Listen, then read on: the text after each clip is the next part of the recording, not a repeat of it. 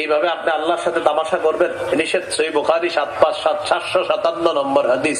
এক সাহাবী নামাজ পড়ছে, নামাজ পড়ার পর নবীজির কাছে আসছে, আসসালামু আলাইকুম। নবী সালামের জবাব দিছে, যাও ইরজি ফাসাল্লি ফাইন্নাকা লাম তুসাল্লি, যাও নামাজ পড়ো, তুমি নামাজ পড়ো নাই। আবার পড়ছে, রাজা ইউসাল্লি কামা কানা সাল্লাহ, আগে যেভাবে পড়ছে ওইভাবে পড়ছে। আবার আসছে, সালাম দিছে, নবীজি সালামের জবাব নিলেন।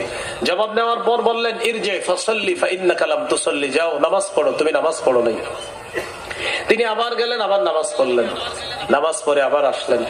আসার পর নবীজি বললেন, ইরজি ফাসাল্লি ফাইন্নাকা লাম তুসাল্লি, যাও নামাজ পড়ো, তুমি নামাজ পড়ো নাই। এইভাবে 3 বার হয়ে যাওয়ার পর ওই সাহাবী বলে, ওয়াল্লাযী বা'সাকা ফিল হক ওয়াল্লাযী বা'সাকা বিল হক, ওই আল্লাহর কসম যিনি আপনাকে সত্য সহ প্রেরণ করেছেন, মা উহসিনু গায়রি, আল্লাহর কসম এর চেয়ে ভালো আমি আর পারি না, আল্লিমনি, হুজুর আমাকে একটু শিখিয়ে দেন। তখন রাসূলুল্লাহ সাল্লাল্লাহু আলাইহি সাল্লাম তাকে ধীরস্থির ভাবে 1 রাকাত নামাজ শিখিয়ে দিলেন।